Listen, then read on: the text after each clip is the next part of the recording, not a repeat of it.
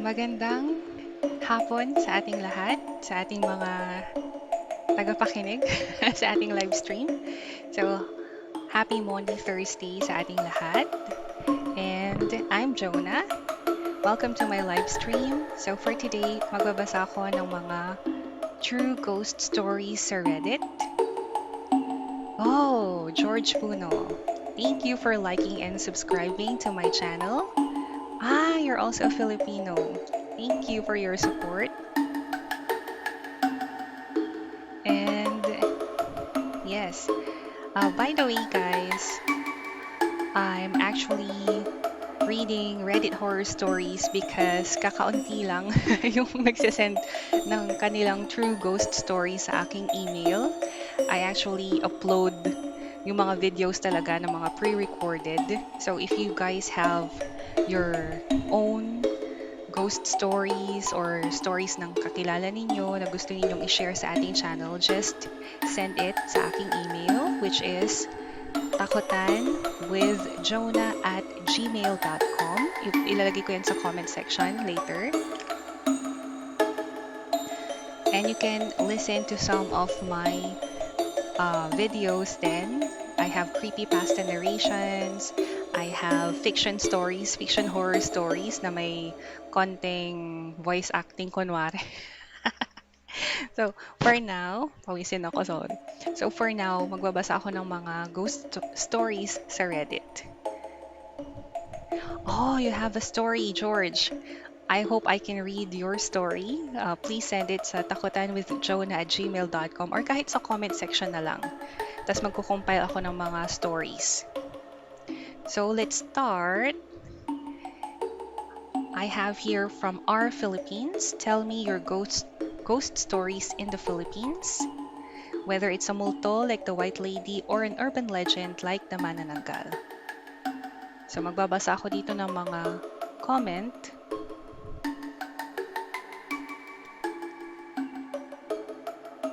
Ito, mula kay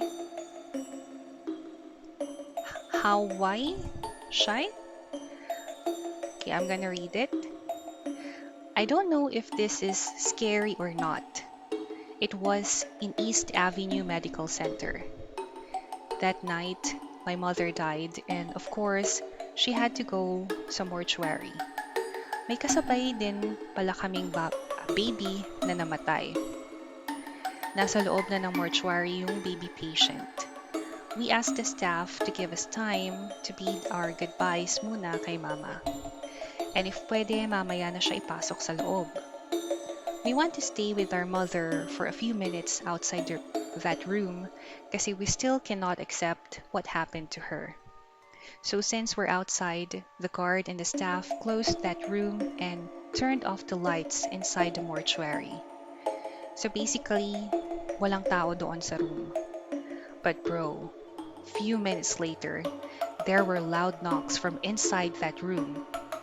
E di tumawag kami ng staff to open the door sa mortuary kasi baka may ibang staff na naiwan. Inopen yung room pero wala namang tao aside from the dead baby inside. Umalis ulit yung staff and locked the room. Naulit yung malakas na katok tapos bumukas yung ilaw inside. May kumalabog, parang may nahulog na gamit. May staff na dadating, bigla ulit tatahimik. Yun lang. I think I already read this sa aking previous live stream. So I'll open a different thread. And from George Puno. Kwentong White Lady. Gusto ko yan. Yeah, I hope you can share that story with us. Bumabangking na yung wig ko. Kasi wig lang ito. So, ano mang totoong horror story experience. This is from our Philippines na Miss Juan Imnida. This is 6 months ago. Hey guys! Dahil nakakatakot ang panahon, gusto kong ibahagi ang isang nakakatakot na karanasan ko sa paglalakbay sa Pilipinas. Ipinanganak at lumaki ako sa Pilipinas hanggang ako ay 11. At pagkatapos ay lumipat ang aking pamilya sa Canada. Nakatira sa Canada medyo iniwan ko na ang lahat ng mga kwentong multo at paranormal na bagay. Hindi talaga ito isang bagay na siniseryoso namin dito. Pero after being in Canada for 7 years, my mom decided to take my siblings and me back to the Philippines para magbakasyon. To those still watching, kindly share this video, like and subscribe, and comment down below. So I'll continue the story when I see a current viewer.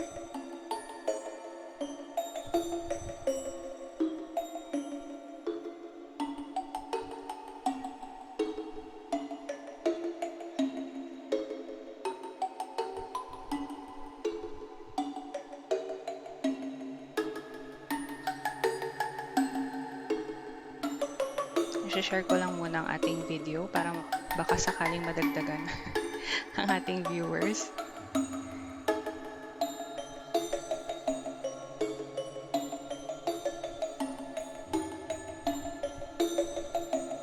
Alright. Okay, so to continue, kahit na umalis ako noong bata pa ako, nakipag-ugnayan ako sa ilang mga childhood friends na nakatira pa rin doon.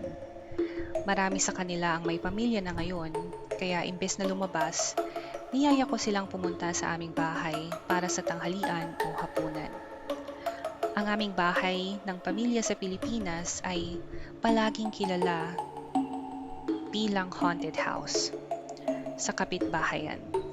Ngunit dahil hindi na talaga ako naniniwala sa mga bagay na iyon, hindi ko na ito pinag-isipan. Gumugol ako ng mga oras na mag-isa sa bahay at hindi kailanman nakaramdam ng anumang kakaiba. Pumayag namang bumisita ang isa sa mga malalapit kong kaibigan na kamakailan lang nanganak. At dahil ninang ako ng kanyang sanggol, hiniling ko sa kanya na isama rin ang kanyang sanggol. Sinabi ko sa aking lola na darating ang aking kaibigan at nag-alok siyang pumunta sa palengke para bumili ng espesyal na lulutuin para sa amin. I decided to stay home para hindi na maghintay ang kaibigan ko sa labas kasama ang baby niya, lalo na kami lang ng lola ko sa bahay. May ibang plano ang mga kapatid ko that day. So dumating ang aking kaibigan mga 10 minutes pagkatapos umalis ng lola ko. At ang kanyang baby ay natutulog sa kanyang mga bisig. Sinabi ko sa kanya na maaari niyang ilagay ang baby sa isa sa mga silid upang hindi siya maistorbo habang naabutan namin. Nang maayos na ang baby, bumalik kami sa sala para mag-chat. Nang makaupo na siya, tumayo siya kaagad pabalik. Nakatutok ang mga mata niya sa kusina. Hindi naman ganon kalaki ang bahay namin. Kapag nasa sala ka, diretsong makikita mo ang kusina at ang dining area. Sabi niya, pupunta ako sa lola mo at magpapakilala. Sinabi ko sa kanya, oo naman kapag nakabalik na siya mula sa palengke. Tumingin siya sa akin, nalilito at nagtatanong, hindi ba't lola mo yung nasa kusina ngayon? Nagsitayuan ang bawat balahibo ko sa katawan. Natawa ako na kinakabahan. Akala ko, ginugulo niya ako. Imposible yan, sabi ko. Umalis lang siya para bumili ng pagkain natin. Nagbago ang ekspresyon ng kaibigan ko at nagtanong siya. Kung ganon, sino yung babaeng may maikling buhok? Nakasuot pa nga ng puting duster at nakatayo siya sa may kusina ngayon. Maiksi ang buhok ng lola ko pero napakatagal na niyang hindi nakikita ang kaibigan ko. Naramdaman ko ang lamig na dumaloy sa aking gulugot. Umiling ako at sinabi sa kanya, ang aking lola ay nakasuot ng asul na duster ngayon at nag-iisa akong nandito. Pareho kaming maingat na pumunta sa kusina, ngunit walang tao. Habang sinusubukan naming bigyang kahulugan ang kanyang nakita, narinig namin ang kanyang sanggol na umiiyak mula sa silid kung saan namin siya iniwan. Sa wakas ay nagising na siya. Napagpasyahan naming huwag nang isipin iyon.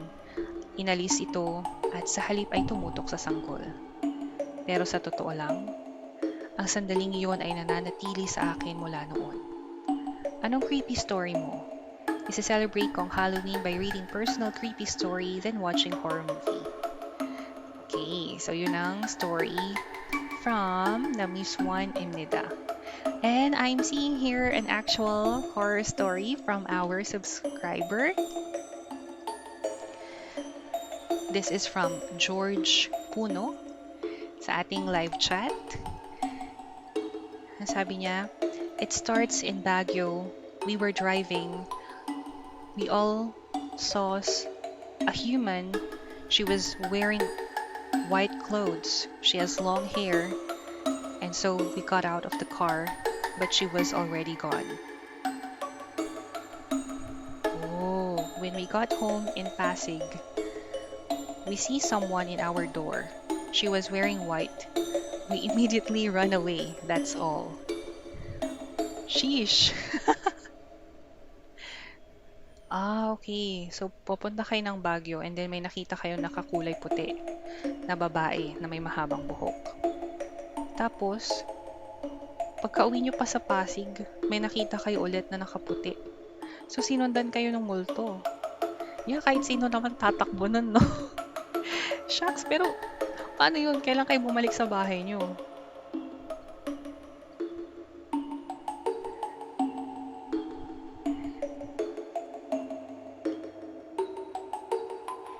My God, that's scary. Pero sabi nila nga, marami daw horror stories, especially White Lady, sa Baguio. Yung kapatid ko noon, bata pa siya eh. Meron siyang, kalimutan ko na yung mismong lugar, pero parang sumakay sila sa bus ba yun? Bus or train? Tapos may nakita siyang parang tumalon mula sa mataas na building. Tapos, nung sinabi niya sa mami ko, is tinakpan ng mama ko yung mata ng kapatid ko. Tapos, hindi pala tao yung tumalon. Multo pala. Kasi sabi nung driver is talagang may mga nakakakita daw noon ng tumatalon na tao. Pero wala naman. Kasi wala din sa news, tas wala din nagkumpulang mga tao. So, parang nawala after niyang nakitang tumalon. Yes, morning, sabi ni George. Nakakatakot lalo ang mga multo no, kapag yung kahit araw is makikita mo sila kasi maliwanag na tas may multo pa, 'di ba? What more kung gabi. Thank you sa pag-share, George, ng iyong kwento. And sa mga iba pa na meron kayong horror stories, please comment down below. I'm gonna read it. For now, I'm gonna read some Reddit horror stories again.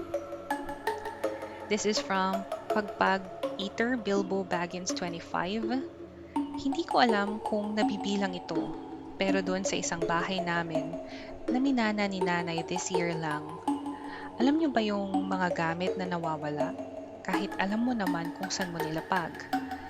Lagi itong nangyayari, hindi lang sa akin, kundi pati sa iba, lalo na sa mga kapatid ko. Weird lang. Halimbawa, isang beses nag-CR ako. Iniwan ko yung salamin ko dun sa lamesa sa kusina. Paglabas ko, hindi ko na mahanap eh. I'm alone in that house. Tapos yung salamin ko after an hour of searching, nakita ko sa may TV rack. Wala akong matandaan na dun ko iniwan. Inis na inis ako, imbis na matakot. Pero yung bunso namin, ayaw mag-isa dun kasi nung nandun kaming dalawa, ito lang summer, may nakita siyang pumasok sa CR. To his confusion, naakala niya ako. Pero pagtingin niya sa akin, nandun ako sa sofa tulog. Shucks. Pero yeah, meron daw yung mga ganyan. Yung minsan nga pati pera eh. Mawawala. Tapos hanapin mo na sa lahat, kinalugod mo na lahat sa bahay. Tapos after a few hours, bigla mong makikita sa lugar kung saan pinaghanapan mo din, di ba? Pero ako ang gusto ko pag magkakaroon man ng multo sa bahay, yung naglilinis. yung mag-iiwan ka ng mga hugasing plato tapos maya-maya nalinisan na.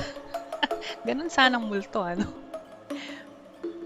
Ito naman from Sweet Slider, may ganong bahay. Madalas kaming lumipat hanggang makabili na ang mga magulang namin ng bahay. Wala kaming problema sa mga tinirhan namin maliban sa isa.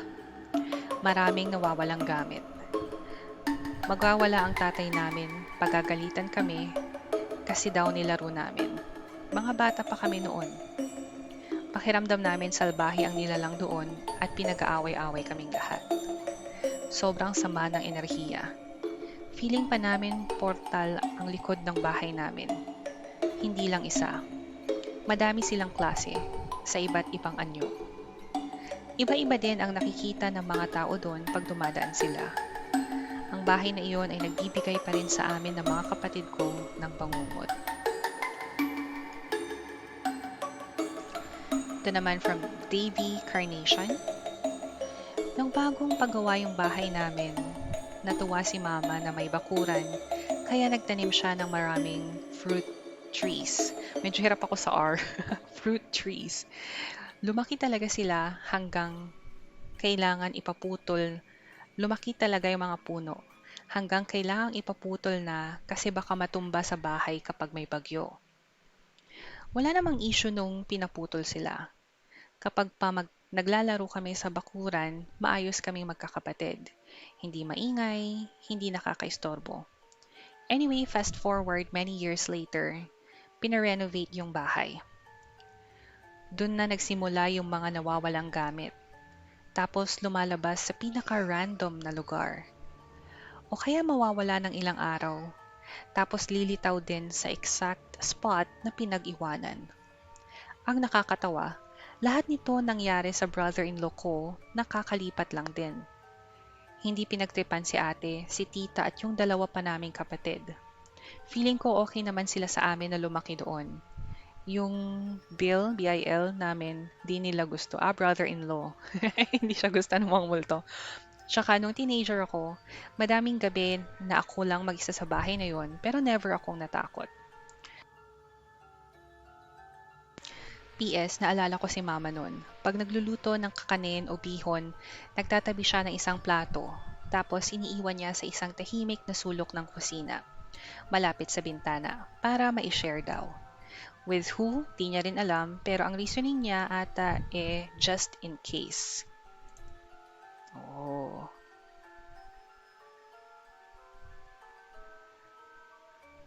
Okay, we have a comment from George Puno. Yes, to me, some of my stuff, I put them in the bed. When I come back, they are gone. I keep looking everywhere, then I find it outside. Yan. Oh, outside. Hmm. Parang nakakatakot naman yun. Kasi, what if importante o kaya pera, di ba? Tapos biglang makikita mo sa labas. Buti kung walang kukuha. So, tingin mo ba haunted? Haunted yung bahay mo, George? May nakita ka bang, like, actual entity dyan sa loob ng bahay? Yeah, aside from the white lady na parang sumunod. Kasi parang galing siya sa labas, di ba? Tapos nakita nyo sa harap ng bahay.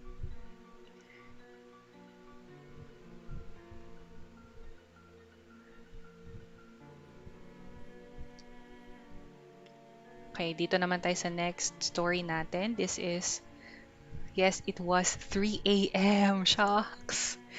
Kung ako yun, matatakot akong tumingin sa labas kung ganong kamadaling araw. Sabi nila yung 3 a.m. daw is parang oras ng mga multo, di ba? Mga entities. So, yeah, it's kind of scary to go outside pag ganong oras. Ito naman is from Toon Cake. Na-experience ng ermat ko yung kwentong tumawag yung patay. College stud pa ako, tapos around 3 a.m., biglang may katok ng katok sa pinto ko, parang may nangyaring kung ano. Pagbukas ko, mama ko putlang-putla. Pinakita sa akin phone niya, ring ng ring. Sabi ko, anong problema? Ba't di mo sinasagot? Sabi niya, patay na yung may-ari ng number na yon. At kakagaling lang nila sa lamay. At kasama sa kabaong yung phone niya at ilang personal na gamit. Yung sana sasabihin ko baka family member lang. Pero kasama, kasama yung cellphone. Huwag kayong magsasama ng cellphone. Pinapilit niya sa akin sagutin. Pero ayun nga, walang sumasagot sa kabila. Pero hindi rin binababa. Though ramdam ko na parang may nasa kabilang linya. Nokia days pa to. Oh, Nokia. Yeah, matibay ang Nokia.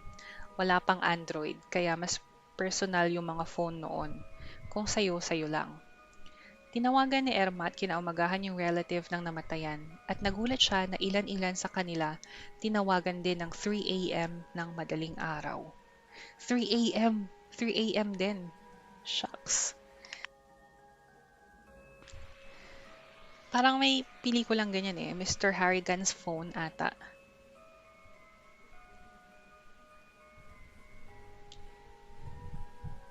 From George, there was a man.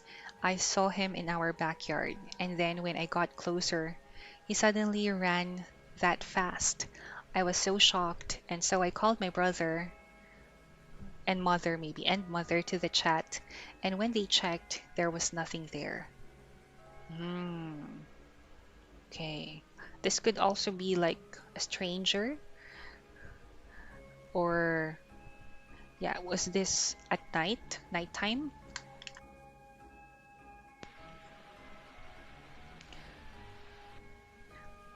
Do you live in Baguio, George?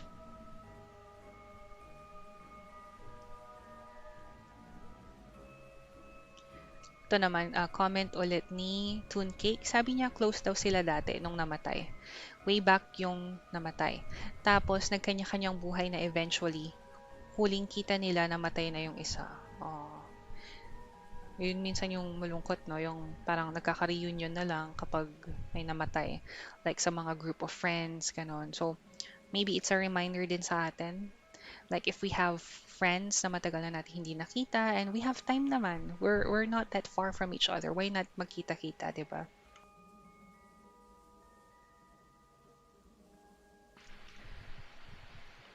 Ito, sabi ni Deleted. Nakakatakot naman pinakinggan mo talaga sa kabilang linya, lol. May naalala tuloy ako sa movie sa Netflix, Mr. Harrigan's Phone. Yes, I watched that too. Sabi naman ni Bitchy Gaga, subukan yung i-callback ang numero kung sasagot.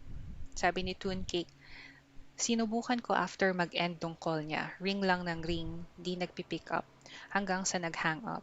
Pero after nun, nag-call ulit sa phone ng nanay ko. Doon ko na pinatay yung phone. Oh, kasi iniisip ko baka napipindot lang. 'Di ba? Pero bakit gagalaw? Bakit gagalaw kung nasa loob ng kabaong? Lalo na kung kamamatay lang, 'di ba? Hindi pa naman siguro dadagain or something yun kasi close pa yung coffin.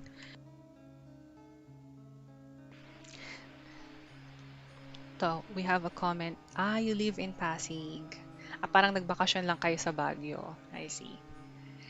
And we have a story from Deleted.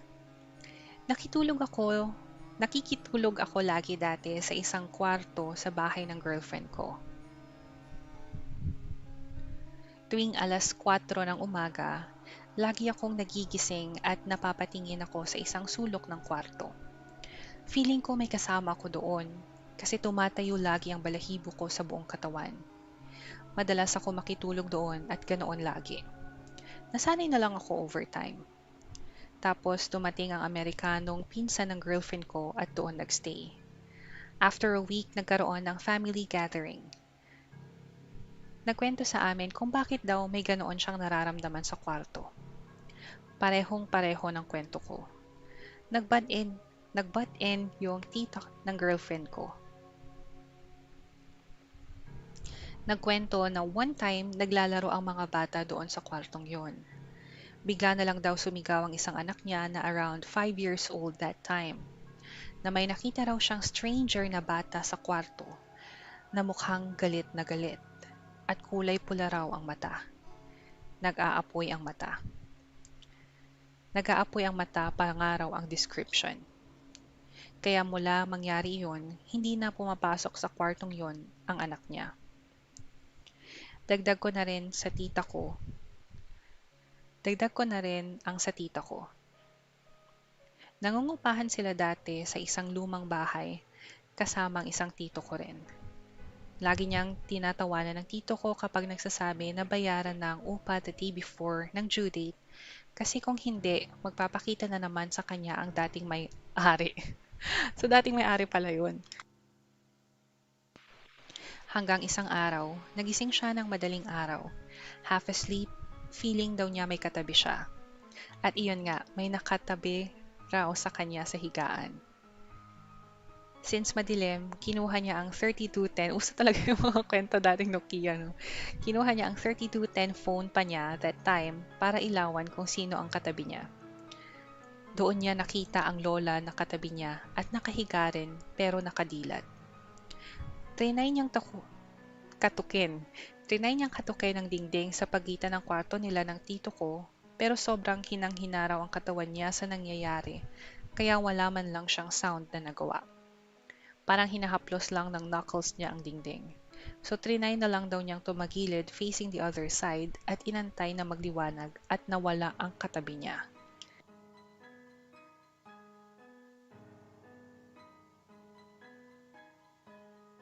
So ano yun? Yung talagang dating may-ari ba ng bahay yun?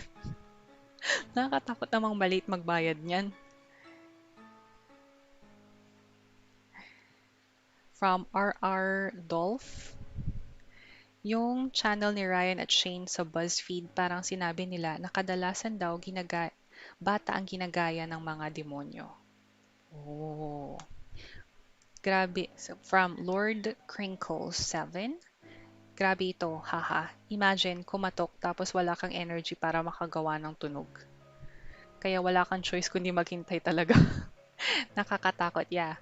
Imagine mo na lang yung wala kang magawa eh. Hintayin mo na lang magliwanag. My gosh.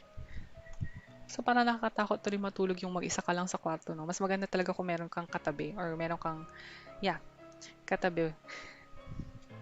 Unless, nasa gitna nyo pala.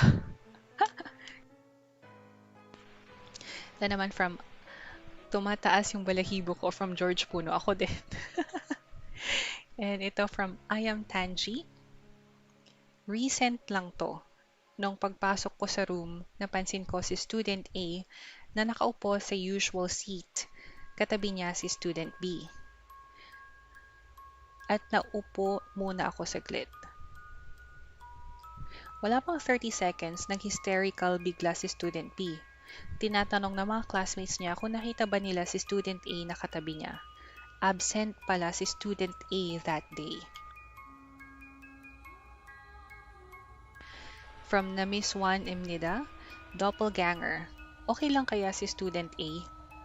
Narinig ko na kung makakakita ka ng kamukha ng isang tao, may masamang mangyayari sa taong iyon. Narinig ko din yan sa mga horror stories. Mahilig kasi ako makinig. Ang favorite ko ay si Sir Red ng Hilakbot TV and Sindak Short Horror Stories. Siya ang favorite kong narrator. And from I Am Tanji, may sakit siya noong araw na iyon kaya hindi nakapasok. Pero kinabukasan, pumasok na siya at okay naman siya. So that's good to know na okay naman siya.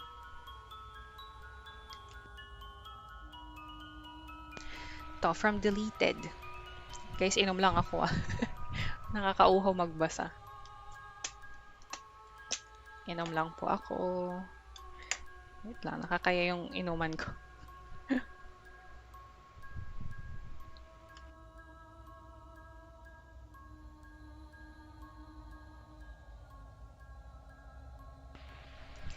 So this is from Deleted. Nang dumalaw dito ang nakakatandang kapatid ko galing Canada. May kasama siyang kaibigang Pilipino na sensitibo sa espiritu at nakakakita talaga ng multo. Sabi niya, nakikita ng mga multo ang mga taong sensitibo sa espiritu bilang isang taong may kumikinang na puting aura, parang silhouette, na nagpapakita sa kanila mula sa iba. So talagang na-distinguish pala nila, no? Kaya nakakaakit sila para sa mga multo. May binahagi siyang kwento sa amin noong lumalaki siya sa Bicol.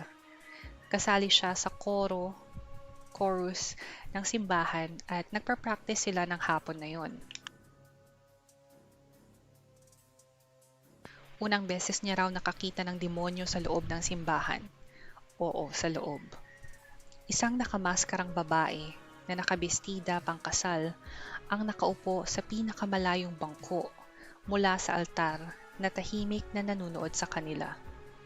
Kahit natatakpan ng belo, kitang-kitang mga sungay at nakapalibot sa apoy. Natakot siya kaya umiwas siya ng tingin sandali. Bigla na lang sumulpot ang matangkad na nilalang sa harapan niya at tumingin sa kanya bago nawala. Bilang mga nahulog na anghel, ang mga demonyo ay may kapangyarihan pa rin gumalaw. Maaari silang biglang lumitaw sa ibang lugar, kaya nga may pakpak ang mga anghel sa mga ilustrasyon. Hindi dahil lumilipad sila, kundi dahil kaya nilang mag-teleport. Yeah. Kasi diba, supposed to be safe haven yun safe place dapat. Pero kung nasa loob mismo, yung demonyo or evil spirit, we could say. So, anong gagawin mo, di ba? Tapos hindi rin nakikita ng mga kasamahan mo. So, paano yun? That's very scary.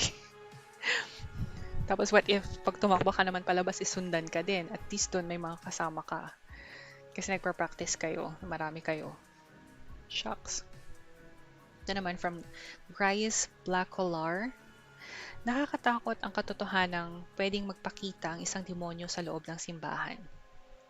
Nakarinig din ako ng mga kwento ng mga taong nagdarasal ng panalangin ng Panginoon ng malakas nang makaramdam o makakita sila ng presensya ng demonyo at kinutya lang sila nito sa pamamagitan ng pagdarasal kasama nila.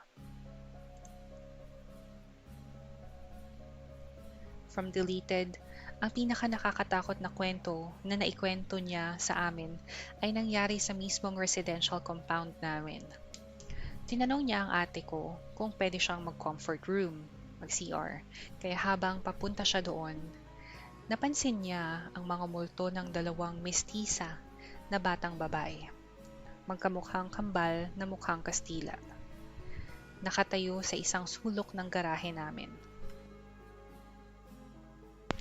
Pareho silang nakasuot ng puting damit na pang 1920s at pinagmamasdan lang ang mga taong naglalakad-lakad. Hindi naman sila teritorial at mababait naman daw ang mga multo. Medyo sensitibo ako kaya aware ako sa pwesto ng kambal, kaya tuwing gabi akong lumalabas para kunin ang food order ko. Laging may inaawit ako, Christian song. Alam kong sumusunod ang isa sa kanila pero hanggang sa pinto lang namin. From George, I have a story that they have a doppelganger suddenly at night. A bike crashed into me. Sino yung ginagaya ng doppelganger? Ito naman from Eat Pringles. Naranasan ko ito noong 2001 pa. Madalas kaming magpamilya noon na bumisita sa bahay ng lola ko sa probinsya. Mga 1 oras at kalahati ang biyahe. Dumadaan kami sa bundok sa kalagitnaan ng biyahe. Kaya isang gabi, habang pauwi na kami, nagmamaneho kami sa daang bundok na may 2 o 3 sasakyan sa unahan namin. Walang mga ilaw sa kalye noon at ang nagsisilbing ilaw lang namin ay ang maliwanag na kabilugan ng buwan. Mas mabagal ang takbo namin kaysa inaasahan, kaya nagtaka ako. Tumingin ako sa bintana ng sasakyan at napansin kong habang papalapit kami sa kurba, ang isang barong-barong sa kanang bahagi ng daan. Ang kakaiba ay may mga tao sa loob ng barong-barong na nakatayo lang doon, nakatingin sa amin. Parang isang pamilya ng mga katutubo. Ang iba ay nakaupo. Ang iba naman ay nakatayo habang karga ang kanilang sanggol. Pero walang galaw. Wala. Naramdaman kong may mali, pero wala akong sinabi. Tapos sinabi ng nanay ko sa tatay ko na nagmamaneho, "Hala dad," pero hindi sumasagot ang tatay ko. Nakafocus lang siya sa pagmamaneho. Tapos tumingin ako sa kaliwa at doon ko nakita. Isang figura ng lalaki na kumikinang. Naglalakad ito sa gilid ng daan, pero ang galaw ng mga paa nito ay hindi tugma sa paglalakad nito. At parang lumulutang ito. Bata pa ako noon kaya mas namamangha ako kaysa natatakot. Tinitigan ko ang figura habang nadadaanan namin ito. Sinubukan kong ituon ang tingin sa mukha, pero wala. Wala itong mukha. Liwanag lang ang nakikita ko. Tapos nakarinig ako ng malakas na click. Si tatay ko pala yun. Sinecheck kung nakalak ang mga pinto. Tumingin ako kay nanay at para siyang naistatwa. Nakarating din kami sa baba ng bundok. Pero wala na ako narinig sa usapan sa kanila sa natitirang biyahe. Hanggang ngayon ay malinaw ko pa rin natatandaan ang pangyayaring iyon. At sa tuwing dadaan ako sa daang bundok na iyon, ay naalala ko ang figurang iyon. Naglalakad, lumulutang, kumikinang.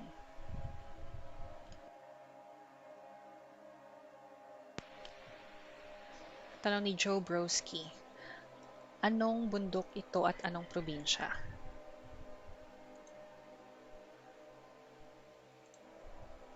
Hindi siya nasagot. Siguro ayaw na nilang sabihin kung saan. Ito naman from... sabi ni George Me. So ikaw yung ginaya ng doppelganger. A bike crashed into me. Tapos ikaw yung nakasakay. Shucks! Parang mas nakakatakot. Sabi nila pag nakita mo yung doppelganger mo, parang it's bad kasi parang something bad might happen to you. And somehow, yeah, if a bike crashed into you, maybe somehow it's true. Shucks!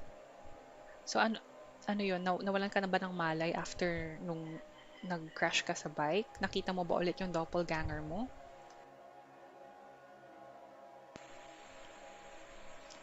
We have a story from DT Philip ng Manila East Road. Nangyari ito 2 taon na ang nakakaraan. Nagtatrabaho ako sa isang ahensya ng gobyerno, tapos yung opisina namin noon ay isa sa mga pinakamatatandang gusali sa Ortigas. So old na hindi na ito actually pasado sa standards ng modernong pasilidad. Isang malakas na lindol, pwedeng matumba ito. Anyway, sa pinakaitaas na floor kami. Flexi time kami. Pwede kaming pumasok between 7 to 9 a.m. Tapos, kailangan mo lang i-complete yung 9 hours. So pwede kang pumasok ng 7 a.m., 8 a.m., or 9 a.m. as long as you complete the 9 hours. So, 7 a.m. ako lagi pumapasok para walang traffic pa uwi. One time, super walang traffic. Nasa opisina na ako ng around 6 a.m. Okay, so masyado kang maaga. Inaantok pa ako noon. Tapos, andun naman yung isang cowork ko na tita na sinabi niya sa akin na pwede pa akong matulog. Pero wag sa table ko kasi makikita ako ng boss ko. So dun, kasi cubicle ang mga tables namin. So dun ako sa isang opisina, nasa loob ng isang room. Dun ako sa sulok na medyo madilim at natulog na ako. In short, nag-sleep paralysis ako. Hindi ako makagalaw at may naririnig akong malalim na gargling voice na Abagi Noong Maria. Very horror movie, I know, pero totoo. And it took a while bago ako makagalaw. Once I did, as in para akong bagong ahon sa pagkakalunod. Nag-choke ako ng slight, pero di ako gumawa ng scene. Sinabi ko yun sa friend ko. At yung friend ko, na natural na chismosa, kinalat yung story ko sa ibang department.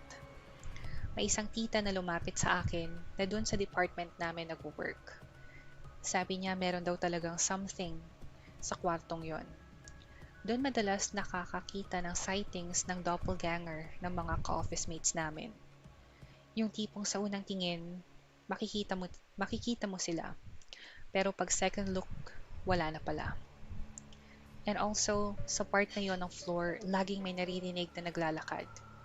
Wooden floor kasi yon, parang skin ng mismong semento, so matunog yung mga hakbang, lalo na kapag naka-heels ka. Akala ko na nanaginip lang, pero kahit yung mga security guards at ilang tita sa office from other departments, kinonfirm yon. Kaya daw dati, office gym yung opisina namin kasi para limited lang yung time na bukas siya kasi laging may nagpaparamdam. I tweeted it sa X before, nasa akin pang screenshots. If gusto nyo makita yung tweet ko, pwede ko ilagay sa G Drive then share ko link. Hindi naman ito nag-viral kasi naka-private ako. Haha. Testo, shinare niya yung Google Drive. Ito naman from Grice Blackolar. May katulad na karanasan din ako sa gargling na ingay na yan noon pa. Natutulog ako sa kama ko, nakaharap sa dingding. Tapos nagising ako bigla, kasi may narinig akong parang mix of growling and gargling sound. Sino man o ano man yun, parang nasa tabi lang ng tenga ko ang pinanggagalingan ng tunog. Hindi ako makagalaw that time, and thankfully, nakatalukbong ako at nakaharap sa dingding ng kwarto. So hindi ko nakita kung ano man yung source ng sound na yun. Wala akong memory kung paano ako nakatulog ulit nung nangyari yun. Shucks. Pero meron yung sa mga horror movies, di ba? Yung nakatalokbong ka tapos bigla ako makikita sa loob yung ano mang entity, which is scarier. Buti nakatulog ka pa. From DT Philip, ganoon din. Parang sa tenga ko lang din siya naririnig. Hindi na ako nakatulog sa opisina pagkatapos nun. At nagkaroon nga ako ng panahong umiinom ako ng 3 tasa ng kape tuwing umaga para maiwasan ang antok sa opisina. From Diane Da, malabo ang paningin ko kaya kailangan ko ng salamin. Pero kapag naliligo ako, normal lang naman na tanggalin ko ang salamin ko, di ba? Kaso nung unang beses kaming maligo ng kapatid ko sa bahay ng tita ko, akala ko may sumisilip sa amin sa bintana. Sabay kaming naligo ng kapatid ko dahil pareho kaming babae at noong panahong iyon ay 8 years old pa lang siya habang ako ay 15 years old. Agad kong hinanap ang salamin ko para malaman kung sino yung nag-i-stalk. Pagkasuot ko ng salamin, walang mata at bibig ang nang-i-stalk. Blankong mukha na may mahabang buhok. What? That's so horror movie style. Shucks, walang mukha at bibig. Parang yung sana hindi mo na lang sinuot yung salamin mo. Tapos, saan tayo?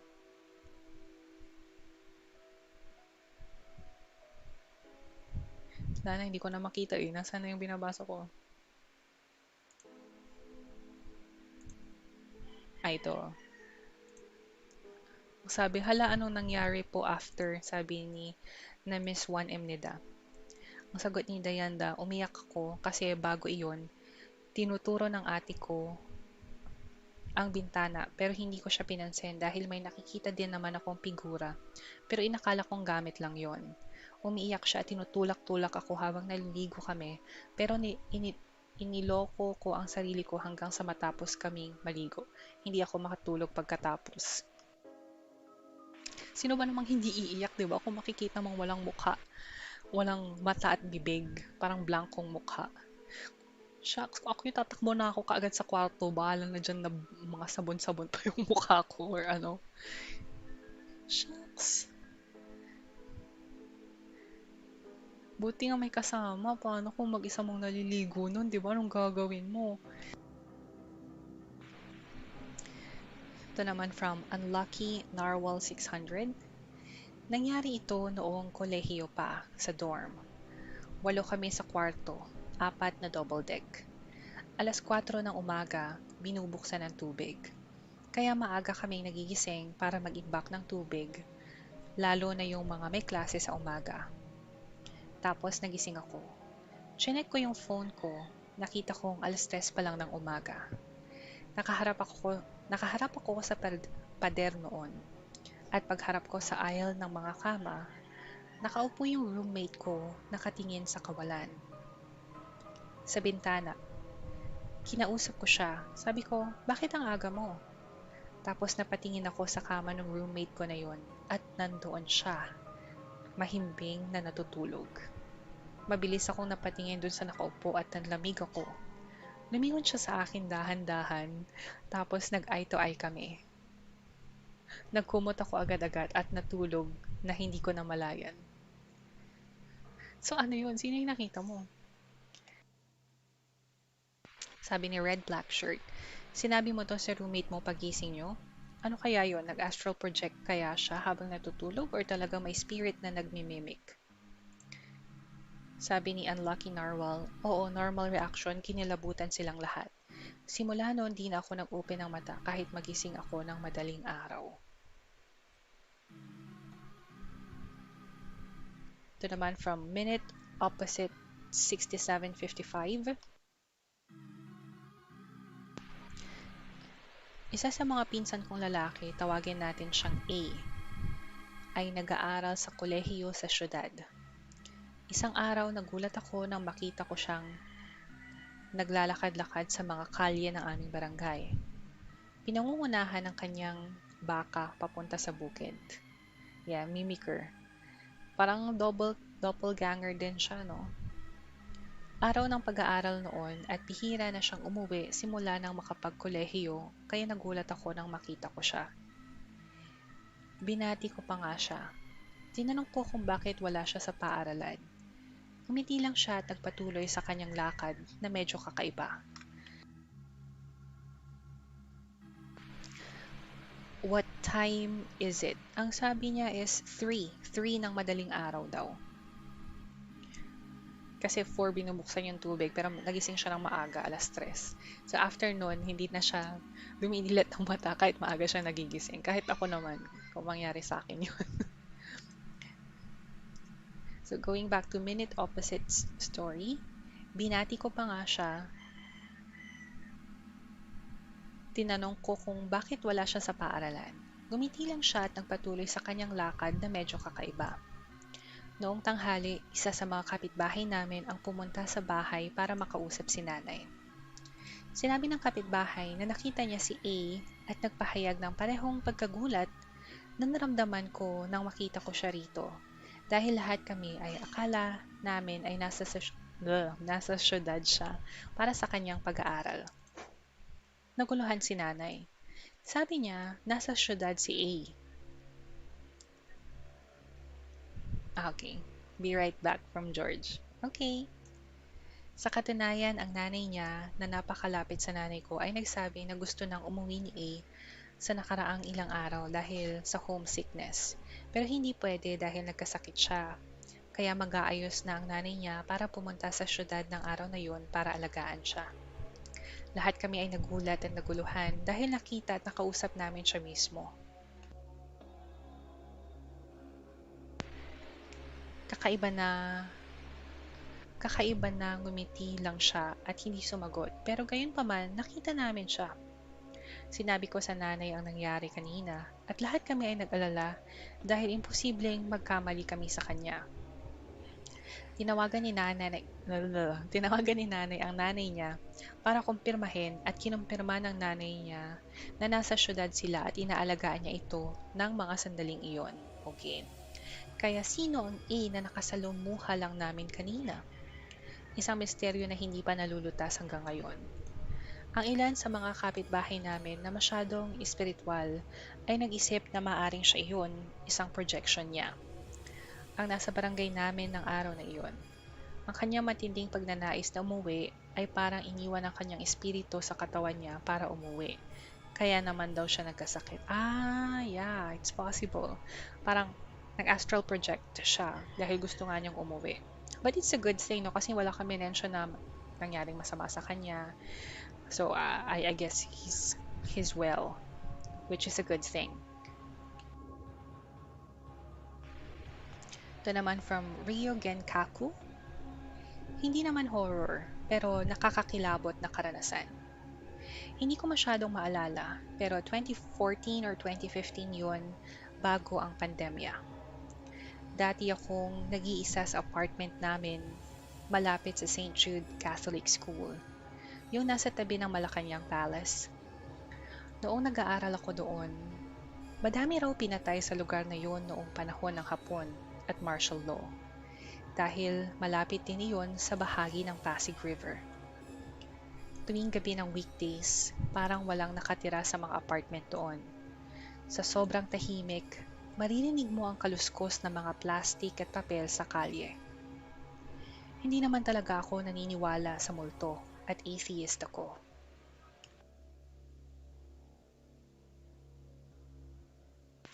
Kaya isang gabi, pagkatapos ng ilang linggo kong pag-iisa sa apartment, mga 10 to 12 ng gabi iyon, pinatay ko ang mga ilaw namin dahil wala akong pakialam sa mga multo at hindi ako takot. Kaya nakatulog ako at may bumulong sa tenga ko. Una, sabi ko panaginip o guni-guni ko lang ang narinig ko. At pag narinig ko ulit ito, tsaka ako maniniwala. Huwag ka naghahamon. At natulog ulit ako. Pagkaraan ng ilang segundo, mas malakas, mas mahaba, at mas malinaw na, "Hello?" ang narinig ko sa kanan at kaliwang tenga ko. Hindi ko na maalala kung alin. At doon na ako kinalabutan at tumayo para buksan ang ilaw. At agad kong tinext ang girlfriend ko noon at ang pamilya ko para mag-video call. Sakto pang mahina ang signal at maya-maya ay nagbagsakan ng mga gamit sa loob ng comfort room doon sa kwarto. Walang malakas na hangin para bumagsak ang mga nasa toilet. Napuyat ako ng gabing yon at hindi na ako nakatulog doon.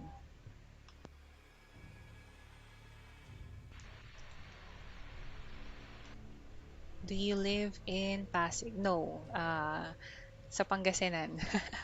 Sa Pangasinan ako nakatira.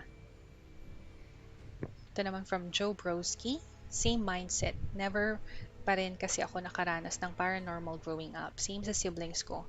Nung nakarinig lang din ako ng disembodied voice sa loob ng room out of nowhere, tsaka ako naniwala. Ito naman from El Dogo 69. Ganito ang mga nangyari noong 2021 bago pa lang akong regular sa DepEd. Heto ang mga naranasan ko. Na-assign ako sa paaralan na mga 24 km ang layo mula sa city center namin. Kaya puro kagubatan at palayan ang paligid maliban sa highway at mga bahay. Ang admin office namin ay isang malaking silid lang sa isang gusali. Pero may hiwalay na silid sa loob para sa principal, tapos may dining area sa labas. Pagkatapos naming mag-lunch kasama ang utility person, pumasok na si principal sa opisina niya habang ako at ang utility ay lumabas muna sa hallway para magpahinga at magchika saglit. And we swear hanggang ngayon, sinisigurado naming narinig namin ang boses ng principal namin na tinawag ang mga pangalan namin mula sa opisina nila. Pagpasok ko at tinanong ko ang principal kung sila ang tumawag, ang sabi lang ng principal, nope. Lumabas ako at tinanong ang utility person. Baka mali lang ang dinig ko at baka ikaw ang tinatawag ni principal, hindi ako. Pareho kasi kaming may nickname na nagsisimula sa letrang J. Pumasok sila, nagtanong at ganun din ang sinabi ng principal sa kanya. Sinabi pa nga ni principal na, parehas kayo ni narinig boses ko. Pero ang pinaka-creepiest personal experience ko ay ito. Walang tao sa school, maliban sa akin. Sa security guard sa gate at sa principal. Busy ako sa laptop na may ginagawa. Si utility naman ay lumabas ng school para may bayaran lang. Narinig ko ang pangalan ko na tinawag mula sa opisina ng principal. Pumasok ako at insert principal's name. Tumawag po kayo? Sabi ni principal. No, you must have misheard someone. Umupo ako at binaliwala na, baka tama siya. Tapos naalala ko na wala palang ibang tao sa school. Kinilabutan ako buong araw doon. Ang utility namin nakaranas ng mas nakakatakot pa. Nakakita siya ng maputik at basang mga yapak ng bata na umakyat sa hagdan, tapos bigla na lang nawala sa gitna ng hallway. Maganda, maganda sana kasi baka estudyante lang na naglalakad at tinapon o tinanggal ang sapatos nila. Pero maliit na problema. Sa panahon ng pandemic yun, wala pang klase at sarado ang mga paaralan. Oh. Pero dun sa yung sa boses ng principal, hindi ko alam kung paranormal siya or nagtitrip lang yung principal ninyo.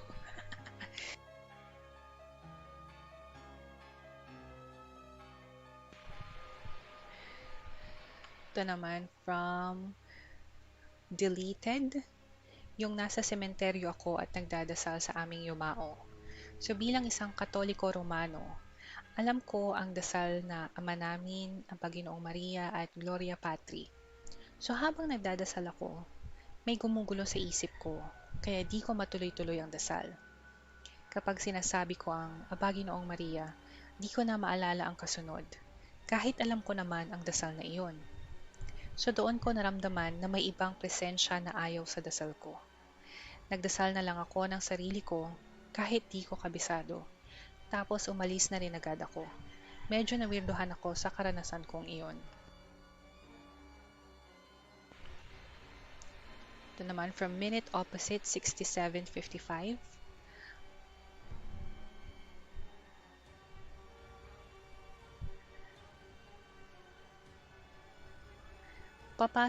Papasok pa lang ako noon sa kolehiyo nang mangyari ito.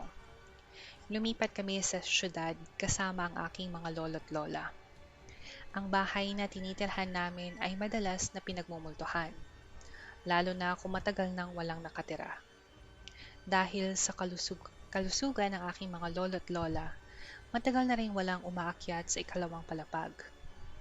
Napagod na ako sa pagtulog sa sahig ng sala, kaya nagpasya akong umakyat sa ikalawang palapag at naghanap ng silid doon. Nilinis ko ang buong ikalawang palapag at inihanda ang isa sa mga silid para sa akin. Pagdating ko pa lang, sabihin ko na lang second floor, no? Parang mahaba yung ikalawang palapag. Pagdating ko pa lang sa second floor, nanindig na ang balahibo ko. Nangyayari yon kapag nasa piling ako ng mga bagay na supernatural. Karamihan sa mga multo sa bahay ay mapayapa naman. Kaya ipinaalam ko ang presensya ko, pinabati sila na parang buhay pa sila. Nawala lang ang paninindig ng balahibo ko nang dumating ang gabi. Nakakakaba ang unang gabi ko ron. Dahil sanay akong nakabukas ang pinto habang natutulog, bukas ito nung unang gabi.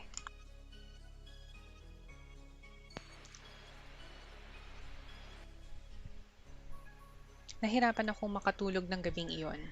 Para bang alerto ako ng sobra at nakakakita ko ng mga anino na pabalik-balik sa harap ng pinto sa pasilyo. Tuwing ipipikit, tuwing pipikit ako para matulog, bumubukas ulit ito. Parang alam nitong hindi ako nag-iisa at dapat akong maging alerto. Mabuti na lang at tahimik ang unang gabi ko kahit nakakatakot. Ganon din ang nangyari sa mga sumunod na gabi. Dahil isang deboto akong Kristiyano, lagi akong nananalangin para sa proteksyon at tumatangging matakot sa mga espiritu. Karaniwan na kapag nananalangin ako, agad na humihinto o nawawala ang mga supernatural na bagay na iyon. Ngunit natutunan ko na kung mapayapa ang mga espiritu, hindi iyon gagana. Kaya napagpasyahan kong mapayapa lang siguro ang mga espiritu at mausisa lang sa akin. May mga gabi na may nakikita akong anino sa paanan ng kama ko. Shucks. Tila pinagmamasdan ako. Sa ibang gabi naman, bigla na lang akong nagigising sa gabi na may pakiramdam na pinagmamasdan ako. Pagkalipas ng wala pang isang linggo, nawala na silang lahat na parang nakadama na ng kapayapaan o ano. Medyo nakakatakot pa rin.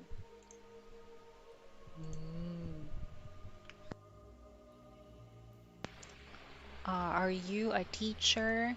I'm an online English tutor slash teacher sa Ingu. So, ESL teaching, part-time ko lang siya. Help. Help for what kind of help?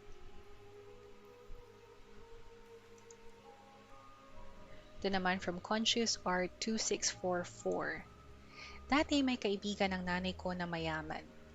Pag walang tao sa bahay nila, ako yung lagi nilang pinupuntahan lalo na paggabi. Lagi kasi silang ninanakawan. Oo.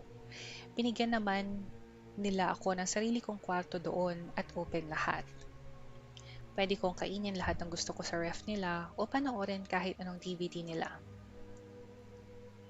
Pero pag gabi na, lagi nilang sinasabi na pag manunood ako ng TV, lalakasan ko daw dapat. Hindi ko naman alam kung bakit. Pero pag matutulog na ako, ramdam ko parang may naglalakad sa dingding ng bahay. Dingding? Gawa lang kasi sa kahoy iyon, so talagang ramdam mo na parang may lumalakad sa dingding ng bahay. Bigla-bigla ding bumubukas o sumasara yung mga pinto ng mga kwarto doon. Yun lang naman, pero wala akong nakita doon.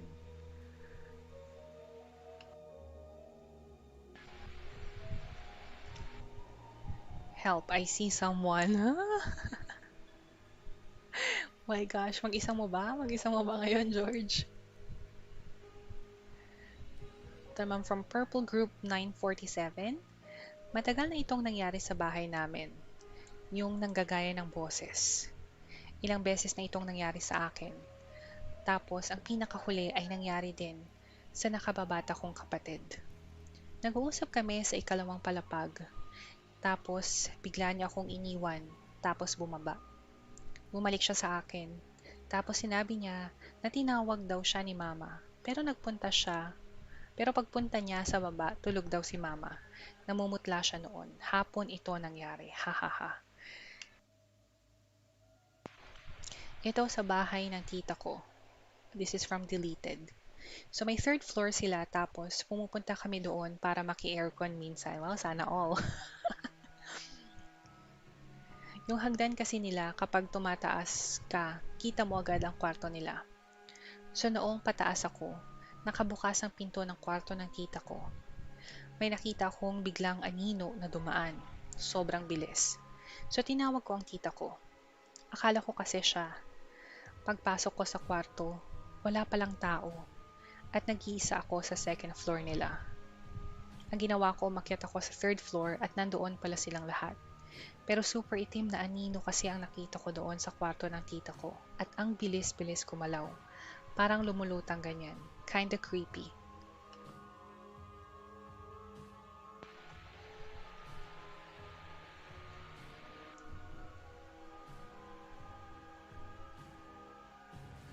To from Deleted. From George. Yes, joke lang. Haha.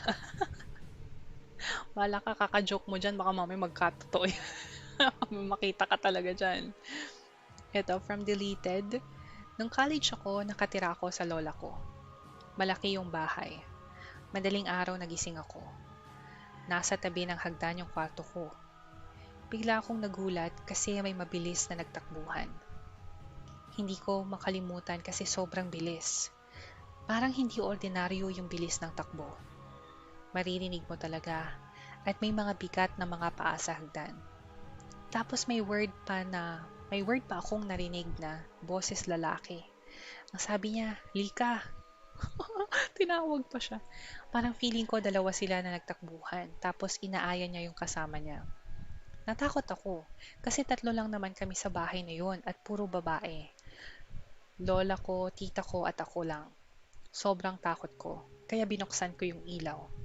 Hindi na ako natulog ng lights off.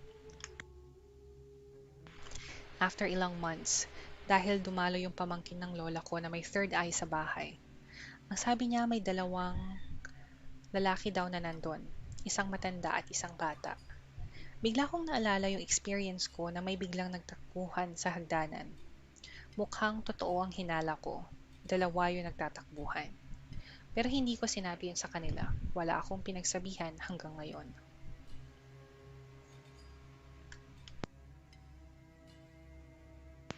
Ito naman from Tatter Thoughts. Nangungupahan kami sa isang apartment. Mga 13 years na ang nakakaraan. Kasama ko ang pamilya ko bago kami lumipat sa tinitirhan namin ngayon. Para sa para sa konteksto, malaki ang bahay. Siguro 2 bahay ang mas tama. Isang bahay ang para sa mga may edad ng may-ari at ang isa naman ay ang inuupahan namin kasama ang anak na lalaki ng may-ari. Ang apartment namin ay nasa ikalawang palapag, diretso sa pag-akyat ng hagdan. May maliit na gate din ang hagdan. May balkonahe ang unit namin. Sa may tabi ng unit namin ay may isa pang apartment na inuupahan. Ang bahay ng anak ay nasa ikatlong, siguro ang anak ng may-ari ng bahay siguro to, ay nasa ikatlong palapag. Hindi binabasbasa ng bahay dahil hindi Katoliko yung may-ari. I don't know kung may kinalaman pero naisip ko lang banggitin. Hindi ko na matandaan kung sino ang nagsabi pero walang pinagmumultuhan ng bahay. Dalawang pangyayari ang nakakatakot sa akin. Ang una ay nang bumisita ang pinsan ko kasama ang nanay niya. Mga 10 or 11 anyos kami noon. May lagnat siya kaya iniwan siya mag-isa sa kwarto na may malaking sliding doors na papunta sa balkonahe. Ang mga tao lang sa bahay ay ako at ang kapatid ko.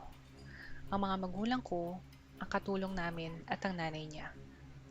Lahat kami ay nasa loob ng bahay at may kanya-kanyang ginagawa malayo sa kwarto at balkonahe. Ang nanay, katulong at tita ay naghahanda siguro ng pagkain. Ang tatay ko ay nasa kabilang kwarto. Nanonood siguro kami ng kapatid ko ng TV sa sala. Kinabukasan, pinanggit ng tita namin na akala ng pinsan namin ay may nakita siyang multo. Unti-unti raw nitong hinihila ang kortina na nakatakip sa sliding doors para silipin siya at natakot siya. Pinagwalang bahala ito ng mga matatanda na guni-guni lang dahil sa lagnat. Pero kung iisipin ang mga chismis tungkol sa lugar at ang pangalawang pangyayari, hindi ako sigurado. So ano yung pangalawang pangyayari? Inom lang po ako ulit.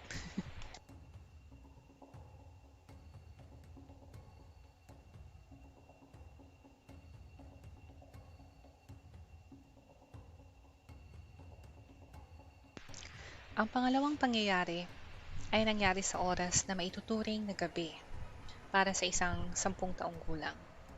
Mga 10 or 11 siguro.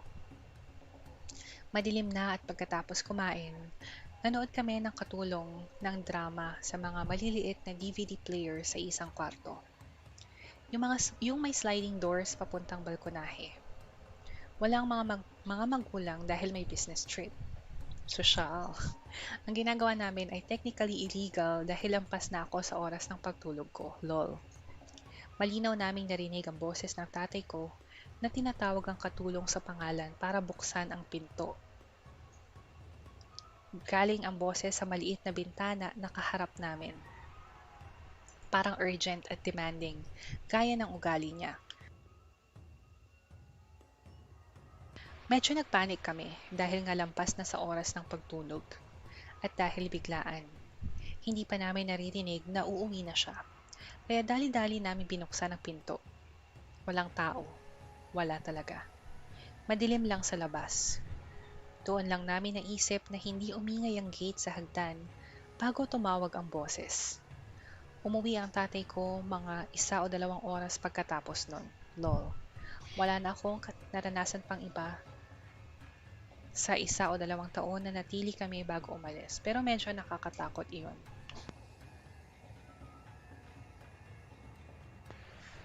Scary. Alam niyo ba yung mga kwento sa Baguio, yung parang kunwari, nakatira ka sa second floor na, tapos may hagdan. Tapos, meron parang bola na nahuhulog. Tapos, babalik ulit sa taas, tutunog ulit siya. Kasi, nung nagre-renta kami noon sa Baguio, bata pa ako noon, ganon, may ganon kaming naririnig ng mga, hindi ko alam yung oras kung very late night, like midnight or madaling araw siya. Tapos may naririnig kaming ganon talaga. Bola siya. Tapos alam mo yung malakas yung tunog kasi wood yung hagdan eh. Tug, tug, tug, tug, tug, pahina ng pahina. Tapos aakyat ulit sa taas kasi malakas ulit eh. Tug, tug, tug, tug, ganon ulit. So, ang kwento-kwento, pag may narinig ka na ganon is huwag kang lalabas. Kasi Hindi ko alam kung totoo yun o baka panakot lang nila kasi meron daw ganong pangyayari tas may lumabas na tao tas parang namatay ata. Hindi ko sure kung panakot lang nila yon. Pero yung mismong nakarinig ako ng bola na nahuhulog tas bumabalik ulit, mahuhulog ulit. Na-experience ko yun mismo nung bata ko. Ito naman, from na Miss 1M Nida ulit.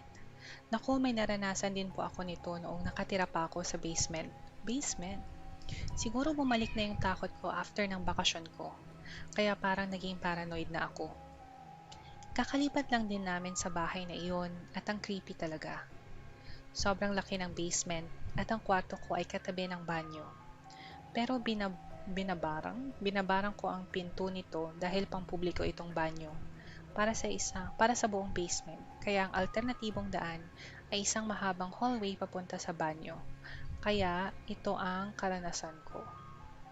Number 1. College pa lang ako noon, kaya minsan kailangan ko magpuyat para mag-aral at nasanay na akong naghugas ng mukha mga alas 2 or alas 3 ng umaga. Tapos may sleepover din ang ex ko noon. Isang beses, maghihilamos na ako tapos pumunta ako sa banyo. Sa likod kasi ng pinto may tuwalya doon. At ang lababo ay 3 hakbang ang layo sa pinto. Nang ilagay ko ang tubig sa mukha ko, may naramdaman akong dumaan sa kaliwa ko kung nasan yung pinto. Parang may tumatakbo tapos tumagos sa pader. Nakita ko din kasing gumalaw ang buhok ko.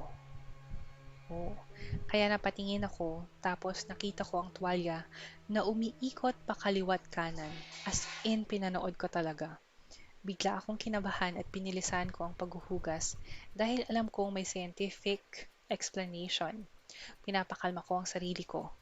Kasi sabi ko baka nasagi ko o kaya pagkasara umikot. Pero hindi siya umiikot kahit ako na ang nag-eksperimento. Alin man, natatanggal siya o hindi siya umiikot. Haha, takbo ako sa kwarto ko tapos ginising ko ex ko noon. Shucks. Baka naman matulungin niya lang yung multo. Ito naman, number 2, hindi kami nagtagal doon. 1 taon lang kami dahil kahit ibang pamilya ko may nararamdaman doon. Kaya lumipat na kami sa buong bahay. Hindi naman talaga kami matatakoting magkakapatid. Anyway, so last minute kasi ang paglipat namin, like agad-agad. Kaya hindi nakapag-hire ng moving company. Kaya kami-kami po talaga nag-asikaso noon. Madami kaming gamit. Kaya kami ng kapatid ko nag-alternate kung sino ang naiiwan sa bahay para mag-impake, tapos isa tutulong para maghakot. So inabot kami ng oras. Mag-isa lang ako doon sa bahay habang nag-iimpake ng gamit. Tapos ng bandang 10 PM noon, tumawag na si mama na kukunin na daw ako at last na hakot na for the night. So nag-ready na ako. Lumabas ako, nakita ko sila mama. Sumakay ako ng kotse.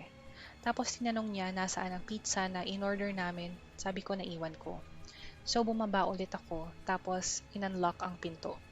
Nakapatong kasi ang pizza doon sa may counter, which is ang entrance ay ang hallway papunta sa banyo. Ang may-ari kasi ng bahay may access po sila sa basement inside through the stairs. Ang may-ari po kasi mga Punjabi and they are nice naman po. So ayun nga, nung kukunin ko na may nakita ko matandang lalaking Punjabi na nakaputi at nakaturban doon sa hallway papunta sa kwarto ng kapatid ko. Sabi ko, we're going now. Wow, English. Sa isip ko, baka chinek kung may naiwan pa kami or chinecheck kung may mga damage. Pero di siya sumasagot sa akin. Mukha ding matanda po, di ko na lang pinansin. Lumabas na ako, sumakay sa kotse. Sabi ko sa mama ko, "Ma, di ba nagpaalam? Di ka ba magpapaalam sa may-ari?" Bumaba na agad sila eh, sabi ko. Tiningnan ako ng mama ko. Walang tao sa taas, anak. Nagbakasyon sila last week pa. Namutla ako doon kasi pinipilit ko talaga na may nakita akong matandang Punjabi doon. Shucks. Yung huling araw mo na ngayon, naghahakot ka na lang tapos may nakita ka pa, no? Ooh.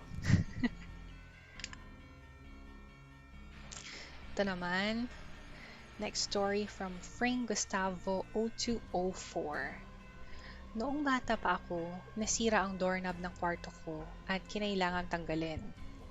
Hindi na pinalitan kaya may bilog na butas sa pinto. Ganyan din yung isang kwarto namin. Pagkatapos noon, madalas na ako nagigising ng madaling araw. Madilim sa kwarto dahil walang bintana, pero may ilaw na nakabukas sa labas ng kwarto. Kaya ang ilaw ay lumulusot sa butas ng pinto, pero sa tuwing nagigising ako, walang ilaw na sumisilaw. Tinitingnan ko lang hanggang sa nag-adjust ng mata ko at doon ako kinabahan at kinilabutan. May matang nakasilip sa butas ng pinto. Shucks! Dilat na dilat at diretsong nakatingin sa akin. Tumalikod agad ako at pinilit matulog. Pero hindi ko maiwasang dumilat na baka sumisilaw na uli ang ilaw sa butas ng pinto. Huwag ka nang didilat! Pero madilim pa rin. Ilang oras na ganoon na pasilip-silip ako pero madilim pa rin. Nakasilip lang kung sino man ang nilalang doon sa labas ng pinto. Ang tapang mo ah. Didilat ka pa talaga eh. Nakatulog na ako sa puyat at takot. Pagdating ng umaga, wala nang nakasilip sa pinto. Sinabi ko sa magulang ko pero hindi sila naniwala. Ilang beses itong nangyari. Kahit harangan ko ang papel ng panyo o kahit ano ay natatanggal kinaumagahan at alam kong may nakasilip uli sa akin. Pinilit ko ang tatay ko na lagyan na ng doorknob. Doon na tumigil. Pero may mga beses na may sumusubok buksan ng doorknob. Kahit umaga at pagbukas ko naman ng pinto ay walang tao. My God, that's so creepy. Tapos yung haharangan mo na, tapos natatanggal ulit. There's really something there. Yeah, nakakatakot.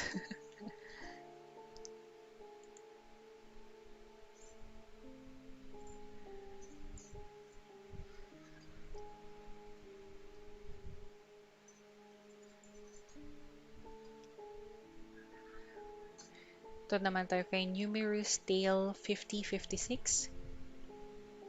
Kilalang kilala ang kwento. May puno sa Silliman University na pinaniniwalaang pinagmumultuhan. Minsan nakikita ng mga tao na may ika-6 na sentido ang puno na parang may nakasabit na mga bangkay na animoy mga palamuti sa Pasko. Sinasabi na madalas na sinasabit ng mga sundalong Amerikano ang mga Hapones, sundalo man o sibilyan. Hindi tulad ng mga Amerikano na deboto at inililibing ang kanilang mga patay ng maayos. Hindi naman nagawa ng mga Hapones ang mga ritual sa paglilibing dahil wala silang banal na lupa. At ang mga ritual ng Kristiyano ay, ayon sa state Shinto, hindi wasto at iligal. Dahil dito, ang mga kaluluwa ng mga namatay ay hindi makapunta sa kabilang buhay at nananatili sa punong naging kanilang bitayan.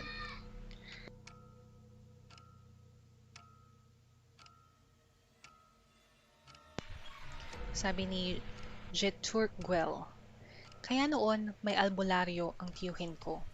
So long story short, habang papunta kami sa taong kailangang exorcisanan, siguro i-exorcise na lang, ng espiritu or engkanto, umulan ng sobrang lakas. Samantalang sa bahay, maaraw naman. At may isang pagkakataon, habang naglalakad kami, I swear, akala ko nakakasabay ako sa kanila pero tinawag niya ako. E di syempre lumingon ako kay uncle. Tapos tinanong niya ako, saan ka pupunta? Tapos na-realize ko na lang na naglalakad na pala ako papunta sa bangin. Shucks. I swear, nakita ko sila sa harapan ko. Pero yeah, it is creepy as F. At nang makalampas na kami sa area na yun, sinabi niya na puno iyon ng mga engkantong tumatawa sa akin dahil halos mahulog na ako sa isa sa mga patibong nila. Shucks. My God.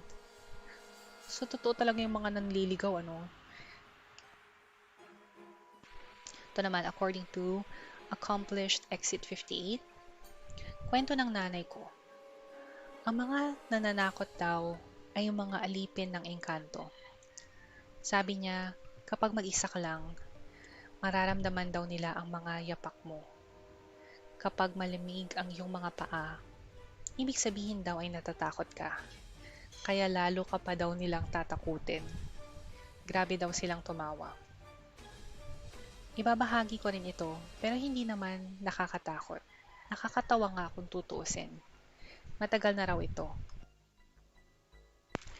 May lalaki raw na nagtatanim ng palay o parang ganon, yung kailangan yumuko sa isang taniman.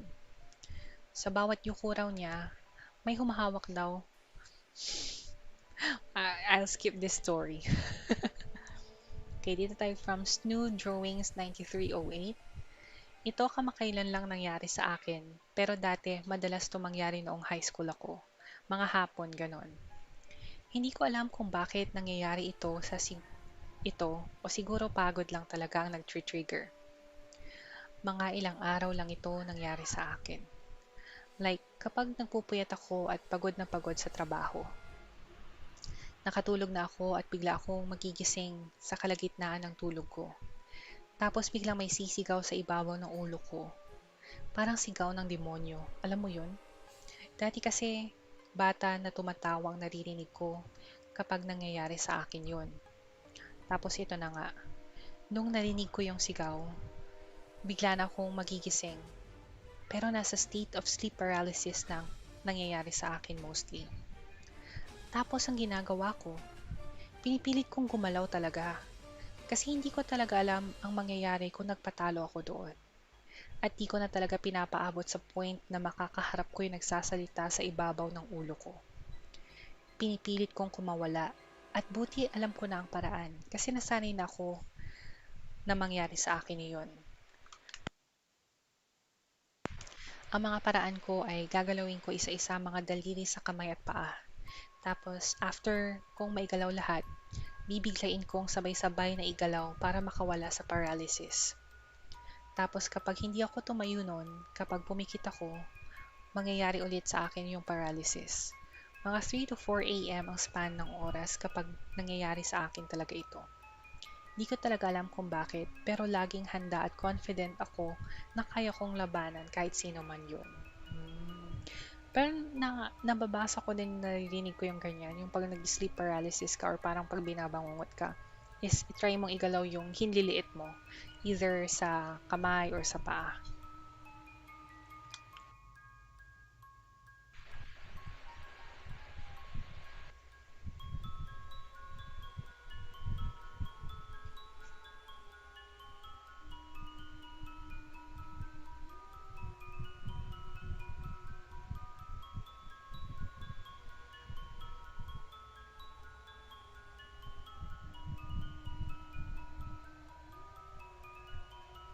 To, basa tayo ng another story. Ito from Onyxo in Vain. Totoo ito at nangyari sa totoong buhay. Kasama ang isang taong buhay. Noong 2010, pumunta ang pamilya ko sa Manila. Galing kami sa probinsya. 3 oras ang biyahe papuntang Maynila. May masukal na parte ng daan pauwi sa bayan. At nasa loob kami ng sasakyan. Normal lang ang pagdaan. Nang binabagal ni Papa ang takbo ng sasakyan, may lalaking tumakbo at pumunta sa harap ng kotse namin. Bigla kaming pinahinto at humingi ng tulong. Nasa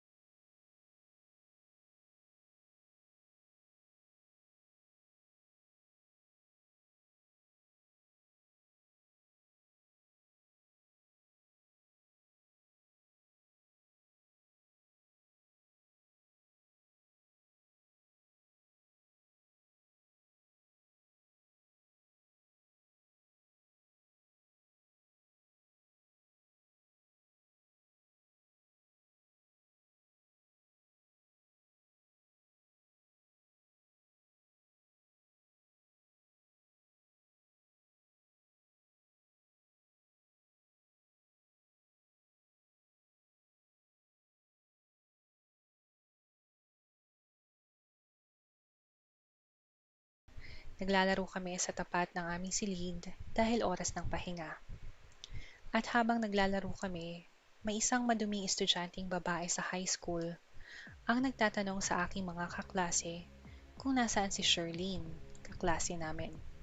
Kaya sinamahan nila ang ate na estudyante sa high school patungo sa silid dahil kilala or kamag-anak niya ang aking kaklase. Nang nasa tapat na sila ng silid, tinawag nila si Shirlene dahil may naghahanap daw. At nang makalabas si Shirlene, biglang nawala ang estudyanteng babae sa high school. Nawala na parang bula. Nagulat ang aking mga kaklase na sumama sa kanya dahil magkatabi lang sila, kaya imposibleng mawala bigla yung babae. Ang kaklase kong kinausap ang estudyanteng babae sa high school ay takot na takot. At si Shirlene na hinahanap ng multo ay hysterical na dahil bakit daw siya hinahanap.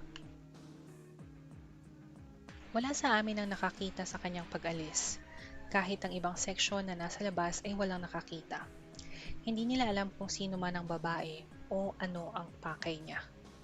May follow-up sana dito, no? Para alam natin kung sino ba yung babae.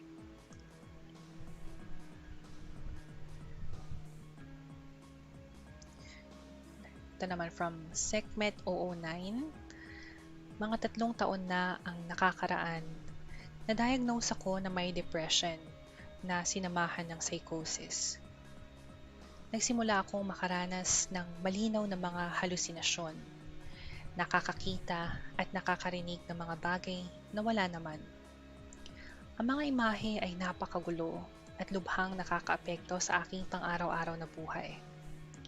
Sunod-sunod ang pag-inom ko ng iba't ibang gamot, pero wala ni isa ang naging epektibo.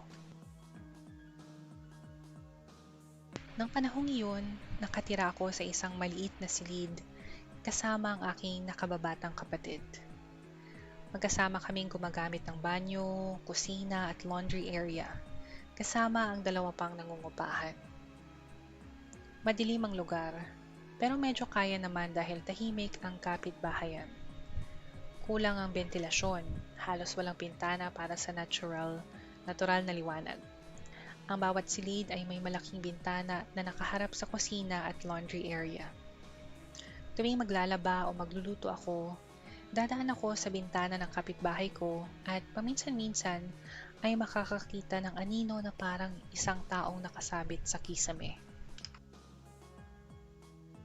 Hindi ko kailanman nilakasan ang loob na imbestigahan, pero nakita rin ng kapatid ko ang figura. Tuwing susubukan niyang tignan, mawawala ito.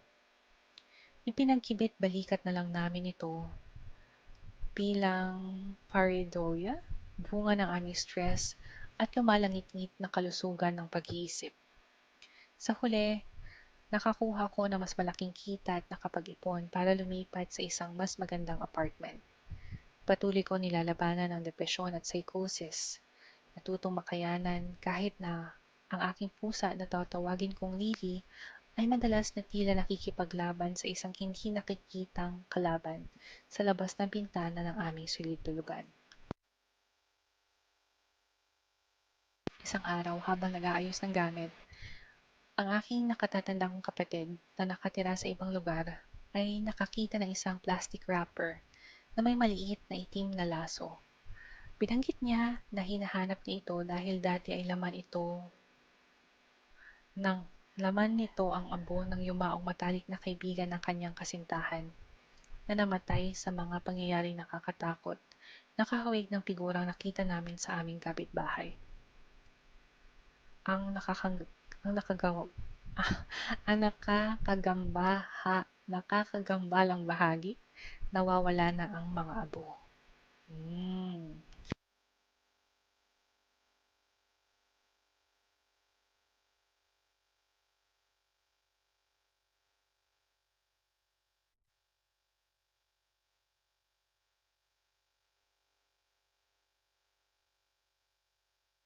Okay, so that's the end of that thread. Maghanap ako ulit ng bagong thread here.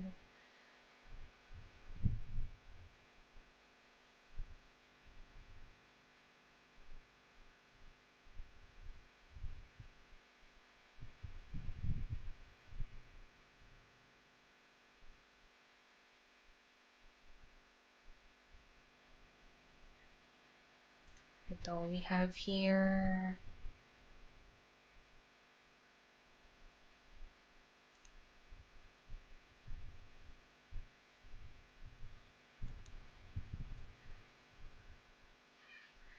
Takutin niyo ako with real-life horror stories. This is from R Casual PH. Super fan ako ng horror stories, not movies kasi nakakatamad sila panoorin. I've been trying to look for subreddits before na nagsashare ng Pinoy IRL horror stories to no avail. Na-ignite lang ulit ang interest ko dahil may nabasa akong horror thread sa Twitter. Redditors, share naman kayo ng paranormal experience nyo. I wanna read them kahit mahaba. This is from Deleted. So madaming comments si Deleted ah. Ito naman, medyo mahaba yung kwento niya. This is from Valentina Solil. Sabi niya, this happened 3 years ago. We had this requirement for our intro to film course kung saan kailangan naming mag-shoot ng short film. Me and my groupmates have decided na horror film yung gawin para maiba yung genre namin from other groups. Bale, ang napagkasundaan naming story is about a nun, madre, who worships the devil. So in order to make the film look organic, we've all agreed na sa totoong church i-shoot ang film. Shucks. Ang tatapang nyo. So fast forward to the day of the shoot. Umaga pa lang, sinimulan na namin mag-shoot para matapos na lahat ng outdoor scene that requires daylight. Everything seemed normal naman. Wala namang nakakatakot na feel and all. As in normal talaga lahat until pumatak ng 10 p.m. at kinailangan na namin mag-shoot sa loob mismo ng church.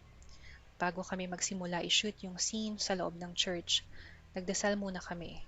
Kasi bukod sa nakakatakot yung gagawing scene doon, may iba na ring nararamdaman yung mga kaklasikong may third eye. Pumwesto kami sa aisle ng church sa pinakagitna. Nakapabilog kami at magkakahawak kamay na nagdasal that time. While praying, napansin namin ng katabi ko na nakatingin sa pagitan namin yung isa naming kaklase na may third eye.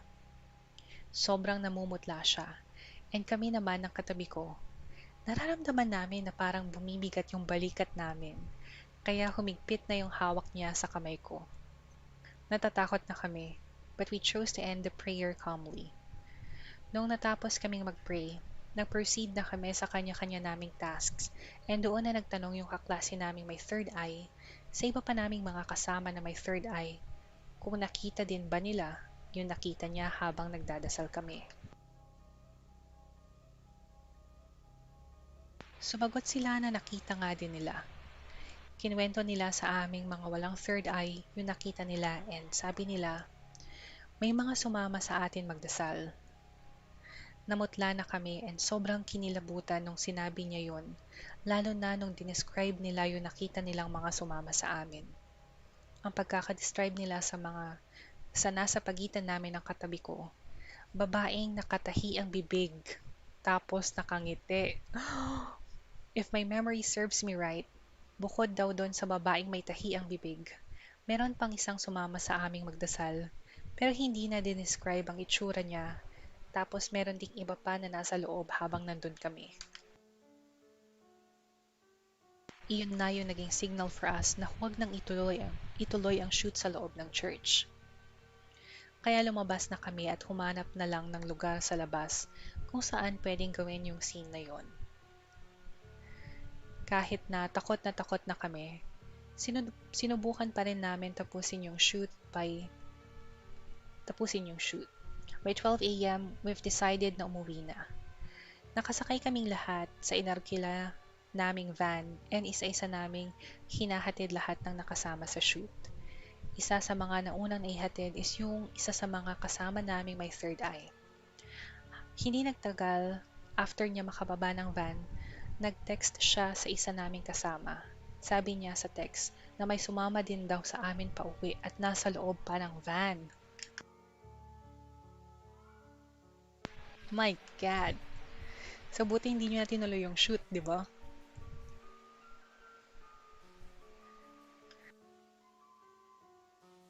Let me just drink. Medyo na-dry na yung throat ko.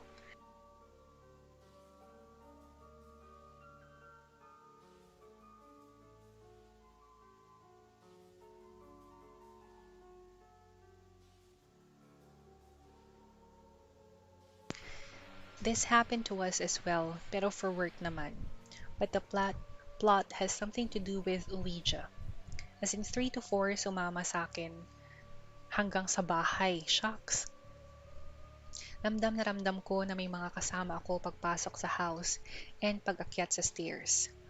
Then my aunt, na open talaga yung third eye, nagising kasi palakad-lakad and ang ingay daw sa room niya. Natulog na lang siya sa room ng mom ko. Sabi ng aunt ko, hindi daw pumasok sa room ko because of the bantay that I am very much aware of. Even nung hinahatid pa lang kami ng company driver, ramdam ko na may kasama kami sa pinaka-backseat ng sasakyan. 3:36. 3:36 p.m. na. Maya-maya siguro i-end ko na yung live ko. Magbabasa lang ako ng iba pang stories. So, mga before 4, mag-end ang live. Ito naman, from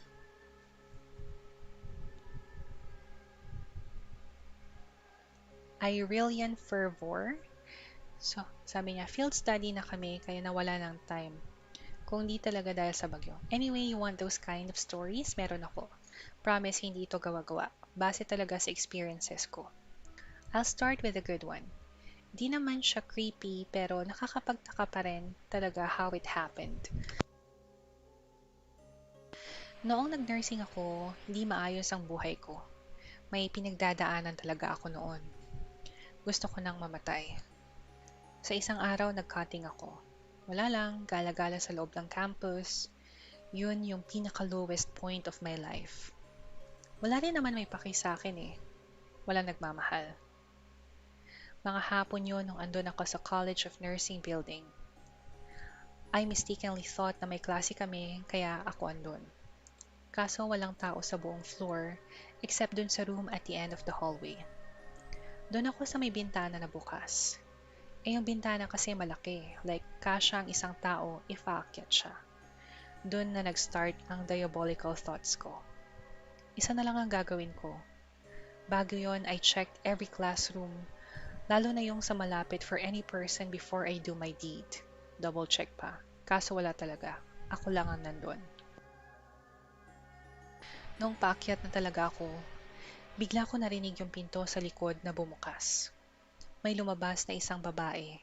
Isang instructor judging by her outfit. Napakaganda niya. Somewhat curly hair, medyo pandak, mature and maamo ang mukha. Ganun yung type ko which is weird. Nakita niya ako and she smiled.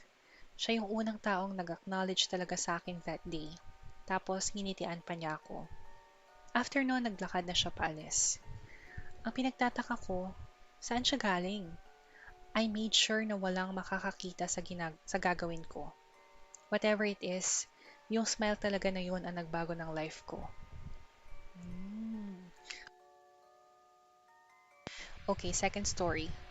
I think 2017 nangyari ito. Nagbakasyon ako that time sa probinsya where I am currently living. Nung time na yun, close pa kami ng hayop kong pamangkin. Grabe naman. Solo niya kasi ang kwarto sa taas, tapos doon ako dati natutulog. Isang madaling araw, nagising ako kasi naramdaman kong may nakaupo sa dibdib ko. It was really weird kasi I sleep facing my right.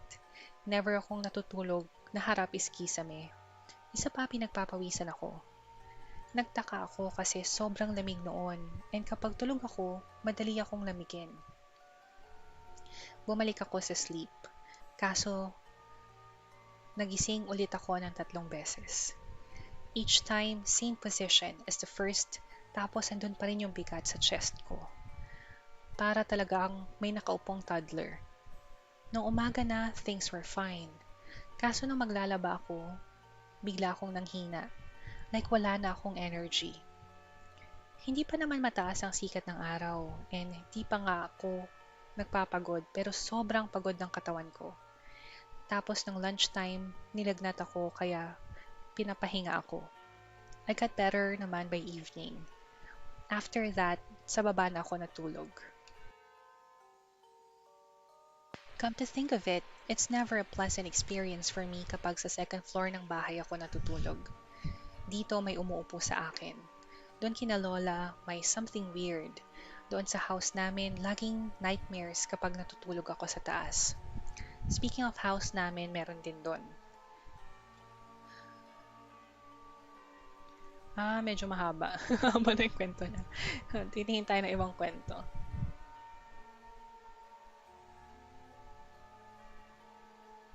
Ito, from DT Philip. I had a horrifying episode of sleep paralysis a few weeks ago. Okay. Nabasa ko na to kanina. So, parang pinaste niya din dito sa thread na ito.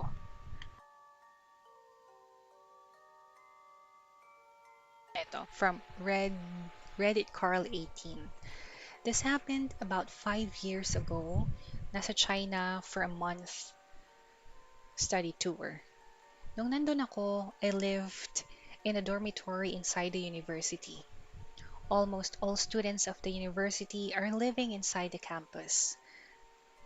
One Thursday night, nanaginip ako na may kumakatok sa room ko. Pagbukas ko ng pinto, andon yung kaibigan ko, nakatungo at nakaturo sa may likuran ko na may white lady daw. Sa China ito Pagtingin ko sa likuran ko, meron akong nakitang dumaan na white lady. Hindi kita yung mukha, tsaka bloody yung damit niya. So ayun, okay na, hindi ko masyadong naiisip. Kasi normal naman sa akin na magkaroon ng dream na nakakatakot. So next day, Friday, may night out kaming mga magbabarkada. Hinatid muna namin yung girls sa dorm nila. While waiting for the girls to get inside, yung isa kong friend, the same friend na nakita ko sa dream ko, nakatingin siya sa isang malaking puno na malapit sa dorm ng mga babae. Tapos tinawag niya ako. Nakatungo at nakaturo. Same na same ang position dun sa napanaginipan ko. Sabi niya may white lady daw sa may puno. Pero wala naman akong nakikita that time. So ito, Saturday morning na. Noong nakita ulit kami nung friend ko, tinanong niya ako kung may nakita ba ako kagabi. Tapos dun ko na naalala na yung napanaginipan ko ng Thursday at nung ginawa niya nung Friday in real life, sobrang pareho. May kinausap kaming friend na may third eye or something. Hinawakan niya yung kamay namin. Tapos sinabi niya, yung nakita ko daw na ghost sa dream at yung nakita ng friend ko sa may puno ay iisa lang. Nagpakita sa amin ang magkaibang oras. To this day, naisip ko pa rin to. Kung di man totoo yung sinabi ng friend ko may third eye, grabe pa rin yung coincidence na nangyari sa amin ng friend ko. Yeah. So, pwede pala yun, no? Yung same ghost, pero magkaibang time siya nagpakita. Sa bagay, siguro sa ghosts, parang wala na yung timeline eh. Wala na yung present, yung past, and yung future. Kasi mga spirits na lang sila. So, okay, I guess that's it for now for this live stream. I'll try to do another live stream bukas. So, thank you sa mga nanood at sa manonood pa lang. Thank you sa mga nag-comment sa ating live stream. Thank you to George Puno, talagang na nag-antabay siya sa ating live stream. Thank you so much sa mga nanood. So, yeah. Kung meron kayong mga gustong ipabasa sa akin or kung meron kayong actual stories, please comment down below or just send an email takotanwithjonah@gmail.com. I have other contents ng mga horror stories. Just check my channel. And please don't forget to like, comment, and subscribe to this channel. Again, thank you for watching, guys. Bye!